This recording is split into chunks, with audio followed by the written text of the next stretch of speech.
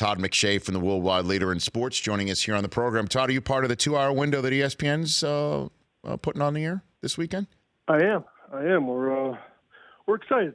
It's the first year since I was younger and not even with ESPN that I've actually been able to get into the combine, and unfortunately I won't be watching you as much. But other than that, it's all positive. No, I appreciate you bringing it back to me, Todd. So did you run a 40 at the University of Richmond or what? No? Yes? I mean, I ran one, but it was not certainly part of any combine, and I didn't run it very fast. I think 4.89. Somewhere in that range. That's It's fast. 6'1", 195 pounds, so I had no excuse to be that slow. So what would Todd McShay, the evaluator, say about Todd McShay, the football player? What would they say? Try hard guy. He gave it every bit that he had. The old THG, the try hard guy, the THG. Fit a West Coast system, doesn't move real well. He'll give you everything in scout team. Fantastic. I love it. All right, let's dive into it right here. Where are you on your quarterback board right now, Todd? Who's number one on it for you? I've got Haskins, but I've got him basically one tick ahead of Kyler Murray. I think it's really those two to me, and I think after that you've got a bunch of guys that you feel good about, could develop into a good backup in the league, and maybe a couple of them that potentially there's some starting ability there. Drew Lock from Missouri, Daniel Jones from Duke, Ryan Finley, who I think is underrated but doesn't have any wow skills about him coming out of North Carolina State, Jarrett Stidham from Auburn, Will Greer from West Virginia. So there is depth. But to me, the only two guys that have true first-round grades are Haskins and Murray, and they're both one-year starters. Haskins isn't nearly as mobile as Murray, but he's more of a pure passer. And Murray, if you hit on him and you have the right system and you utilize him properly, could be an absolute home run. So then which is the teams electrifying as an athlete? So which is the teams that check those if boxes, Todd? Well, you've got the Giants sitting there at 6, and I think that to me would make a lot of sense for Haskins. Then you've got Jacksonville at 7. And then after that, you have to look at, will Cincinnati finally try to make a move and make a change, or Miami, what direction are they going to try to go? Obviously, they need to handle their quarterback situation as well. So those are 4 or 5 of the top teams, I think, in the first half of the first round. Now, when you said, though, of all the if things that need to be hit for Murray, though, you got to have the right coach, the right offense, the right system, the right et cetera, et cetera.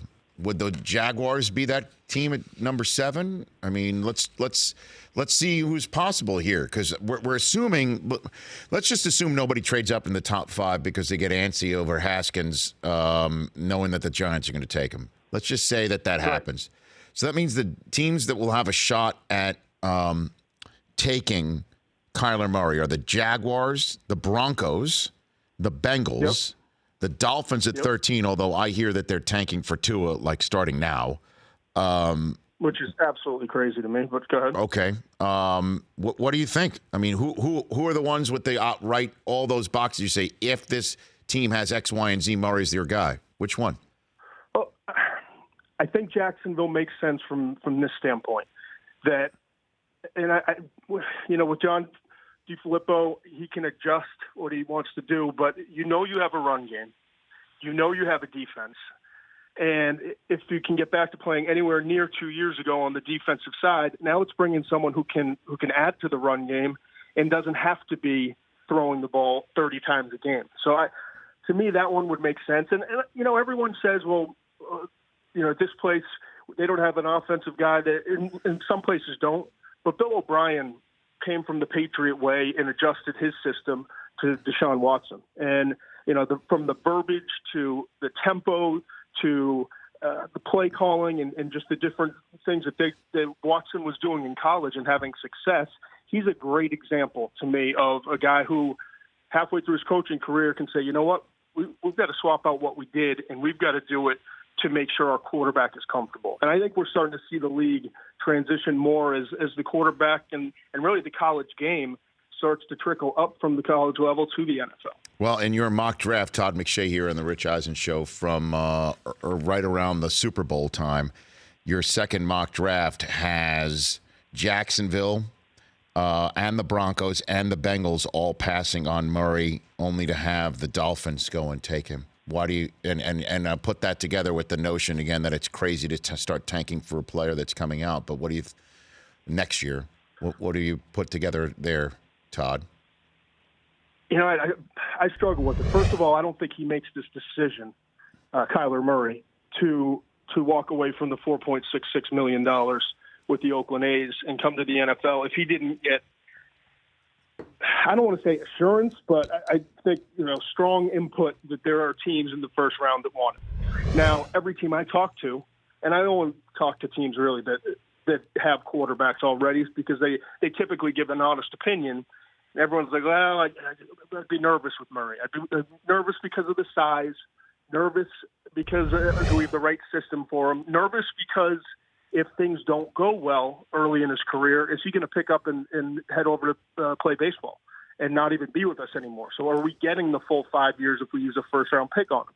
So there are risks involved, but to me, this guy he's a special player at the most important position.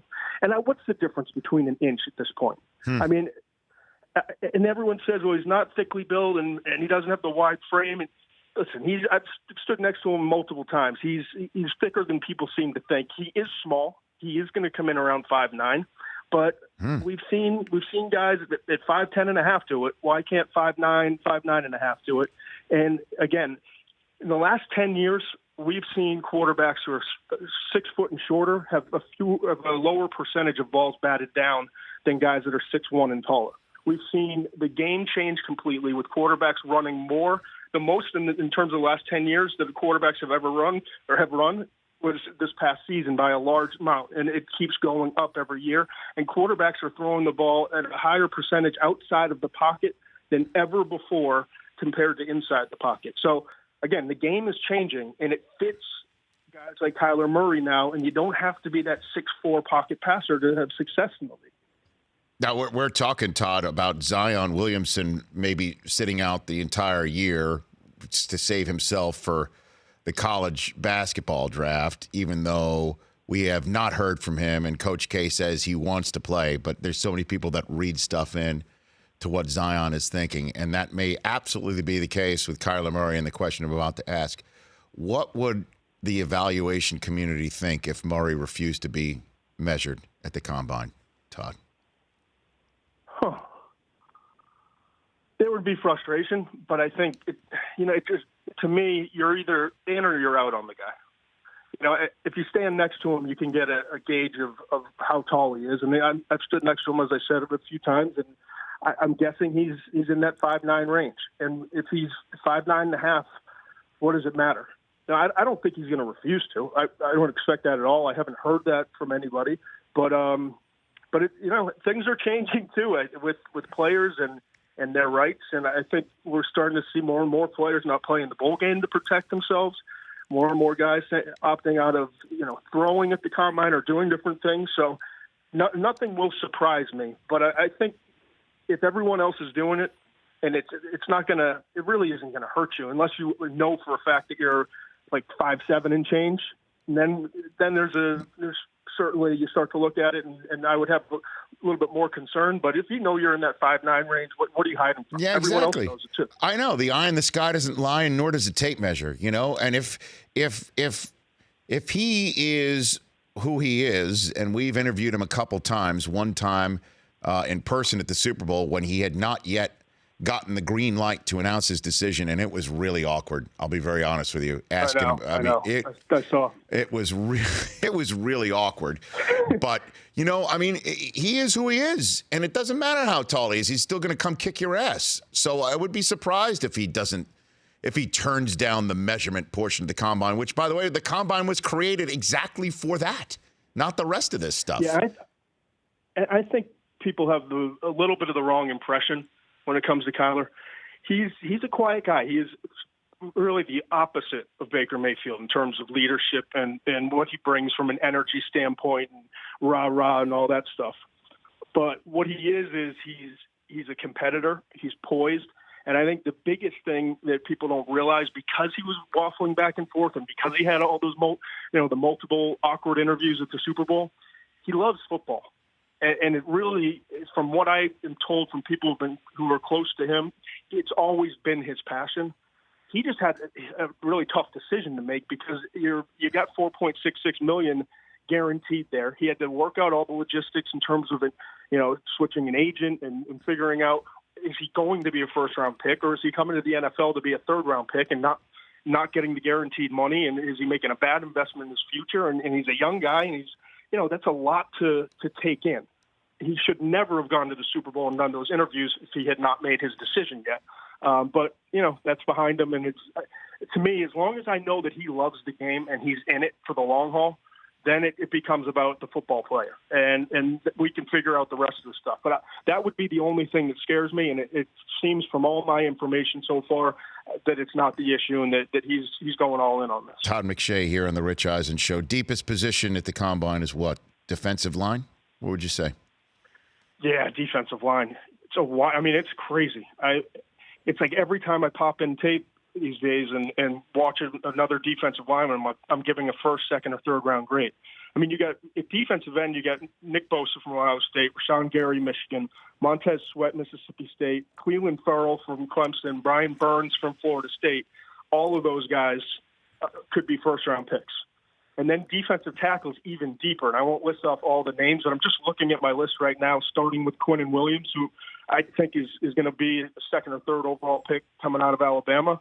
I've got 10 guys, defensive tackle alone, in the top 100, and 6 of them in the top 40. And then that's not even including guys like Josh Allen from Kentucky, who's an edge rusher, Ja'Kai Polite from Florida, another edge rusher who could be first-round pick. So it's, to me, in 20 years of doing this, this is the deepest group of defensive tackles / edge defenders that I've ever evaluated. It's deep, man. I mean, we could have the first 5 draft choices not be a ball carrier of any sort, a quarterback or a wide receiver or a running back. I don't recall something like that. That's going to be quite something. No, and and everyone in the TV business is kind of frustrated. Although Kyler Murray added to some of the drama of this year's class, but to me, if you really love football and you really watch the game right now, outside of quarterback, I think finding pass rushers is the most important part of evaluating and the most important position on the field. I mean, you got to get to these quarterbacks, and it used to just be edge rushers, but you look at Aaron Donalds of the world. There's only one of them, but a guy like Aaron Donald shows you if you can get there from the inside, it's even quicker to get to the quarterback, and you can cause even more disruption. So while some people are frustrated with the lack of big-name offensive skill guys this year, I think it's an awesome draft. Okay, I really do. Couple quick hitters for you, Todd, before I send you on to your rest of your Monday.